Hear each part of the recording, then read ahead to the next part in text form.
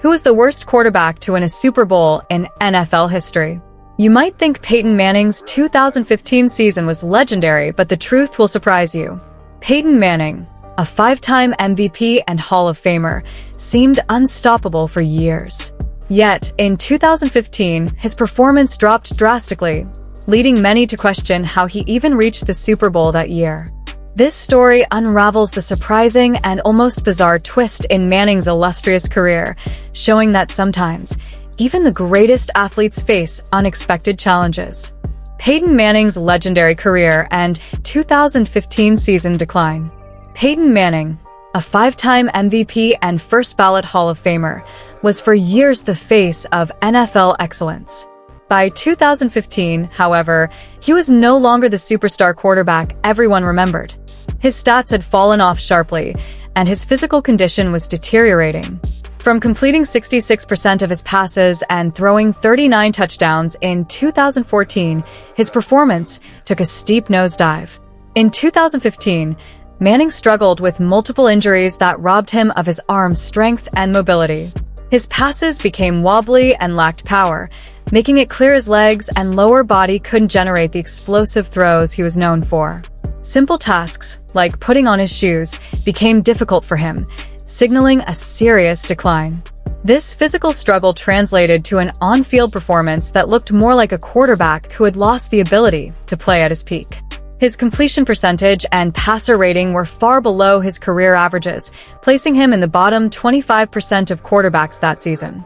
Despite carrying the weight of so many teams through the years with his impeccable offense, 2015 marked a bizarre chapter where Manning was no longer the dominant force, but instead a player battling to stay effective, setting the stage for a season defined by the strong defense that would ultimately carry the Broncos to a Super Bowl victory. Comparing Manning to other quarterbacks with questionable Super Bowl wins. While names like Trent Dilfer often come up when discussing underwhelming Super Bowl quarterbacks, Peyton Manning's 2015 season was arguably even less impressive, statistically speaking. Dilfer, often criticized, had a career that many labeled as mediocre, but his Super Bowl winning season still showed some solid moments. In contrast, Manning's 2015 regular season stats were shockingly poor, even by the lowest standards for a champion quarterback.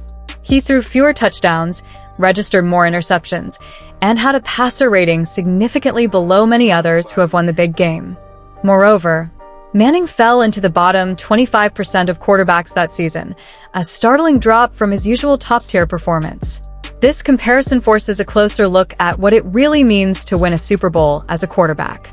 Was Manning simply carried by the strength of his team, particularly a legendary defense, while his individual play faltered?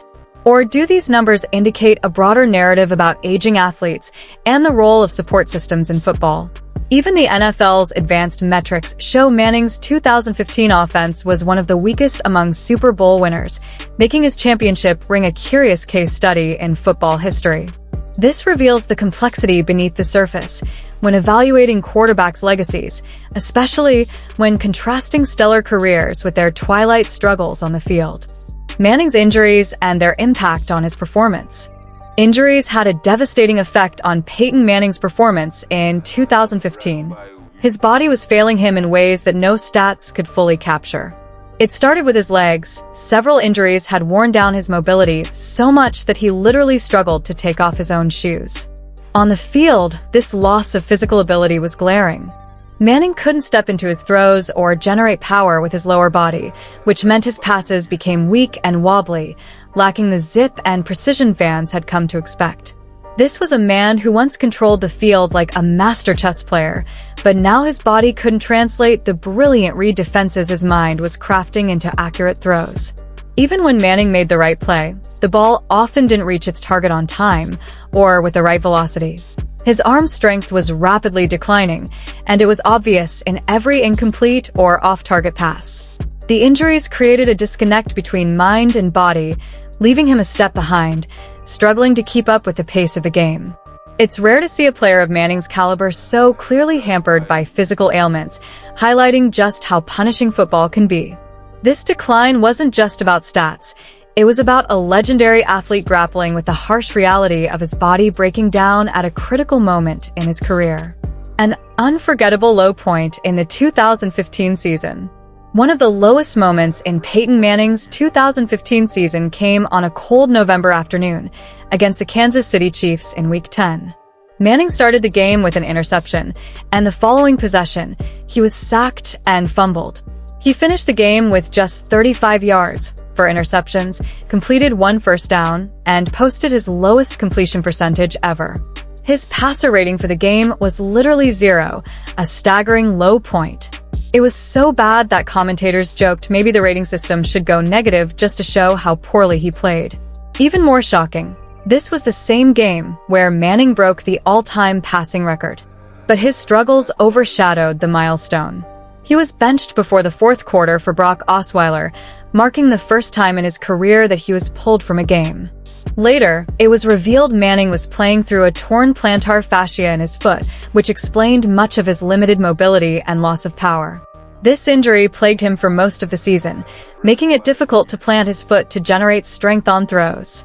This game epitomized how Manning's physical decline affected his performance.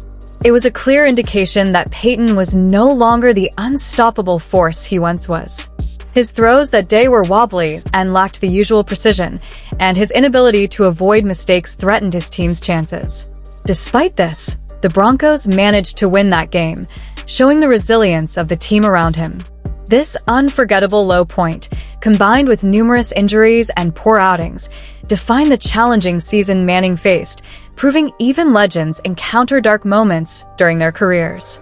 How Manning managed to reclaim the starting job. After nearly 2 months sidelined, Manning returned late in the season, and surprisingly, the time off seemed to serve him well. When he came back, he orchestrated an 8-play, 80-yard drive that led to a 14-13 lead. This performance showed glimpses of the quarterback many fans remembered.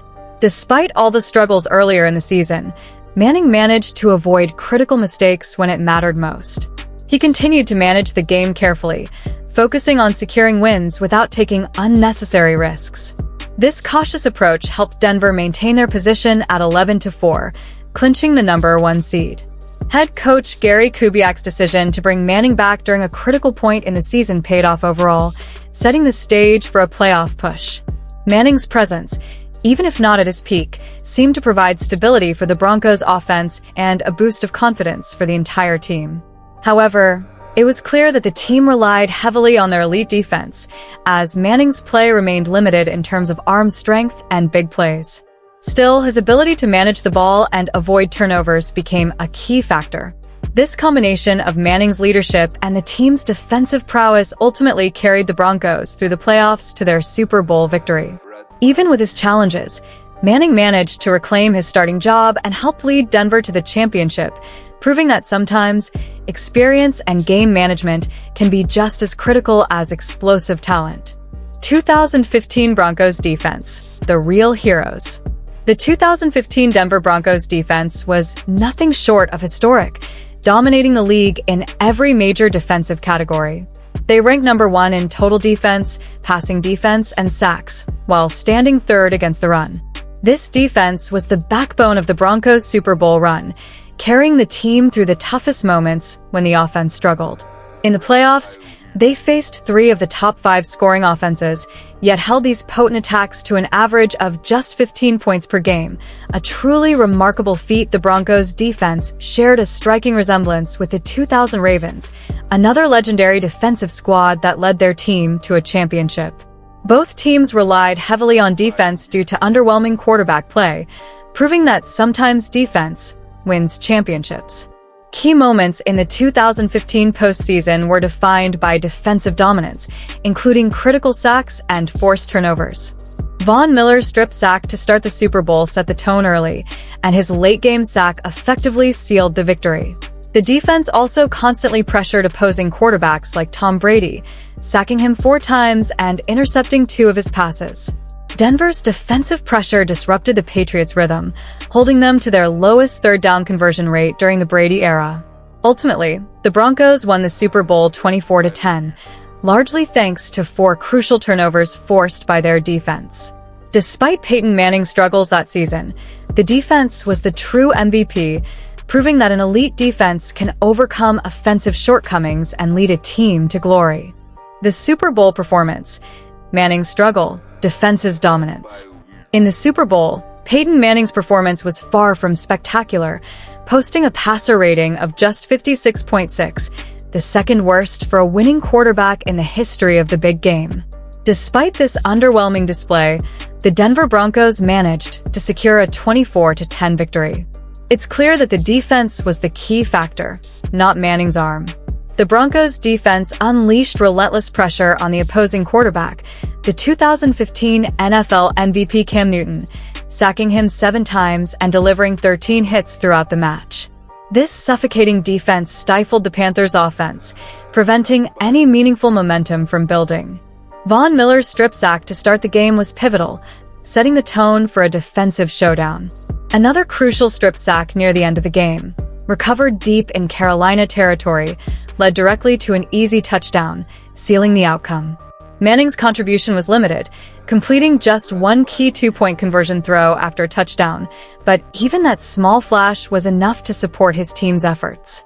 His overall stat line reflected the struggles: 2 touchdowns, 1 interception, and a total of 194 yards. Yet, those numbers hardly tell the full story. It was the defense that bent but never broke, controlling the pace and flow of the game. Their dominance held the Panthers to just 10 points, forcing turnovers and constantly disrupting the offense. The 2015 Broncos Super Bowl win highlights how football is truly a team sport, where a powerhouse defense can carry a championship run, even when the quarterback isn't at his best. Manning's effort was enough to avoid costly errors, but it was the Broncos' defense that earned the glory on that day. Legacy of the 2015 Super Bowl win. The 2015 Super Bowl win for Peyton Manning and the Denver Broncos stands out as a curious chapter in NFL history rather than a conventional story of quarterback dominance. Peyton Manning, once renowned for his sharp arm and unmatched football IQ, struggled through an injury-riddled season that saw his physical abilities dramatically decline. His arm strength faltered, his mobility was limited, and his overall performance barely resembled the Hall of Fame career he had built. Yet, despite these clear challenges, Manning still led his team to the ultimate prize. What made this possible was not a shining quarterback playbook, but an extraordinary defense that carried the Broncos. The defense ranked number 1 in total defense, sacks, and passing defense, dominating some of the league's best offenses in the playoffs. Manning's presence on the field, while far from his prime, was enough to guide the offense, but the real heroes were players like Von Miller, whose relentless pressure on opposing quarterbacks turned the tide time and again. This victory reshaped how we evaluate quarterback legacies. It challenged the idea that a Super Bowl victory equates to an MVP-level performance. Sometimes football is about the collective effort, and the 2015 Broncos embodied that perfectly. This season and Super Bowl win do not diminish Manning's brilliance over his career, but add a fascinating layer to his story, one where resilience and teamwork overcame individual decline. In a sport where passing yards and touchdowns often define greatness, the 2015 Super Bowl forced us to acknowledge the game's complexity, highlighting the undeniable power of defense and strategy. Peyton Manning's final chapter as a champion reminds us that even legends face struggles, and sometimes the title is secured by moments and teammates beyond the spotlight. Peyton Manning's 2015 Super Bowl win challenges everything we think about greatness at quarterback. Sometimes even legends hit an unexpected low, reminding us that football is a team effort where defense can overshadow offense, no matter who's under center. That season was a stark contrast to the MVP years that defined his career, revealing how injuries and physical decline can derail even the most gifted players. Yet, it also highlighted the power of a dominant defense, carrying a flawed offense through the toughest challenges. This bizarre chapter in Manning's story adds depth to his legacy, showing that championships aren't won alone. In the end, the 2015 Broncos remind us that success in football is unpredictable, often depending on the strength of the whole team rather than any single star. So, next time we settle the debate on the greatest quarterbacks or the best Super Bowl runs, remember the story of Peyton Manning's final ride, an imperfect journey that still ended with a ring, proving that sometimes the defense does deliver the ultimate victory.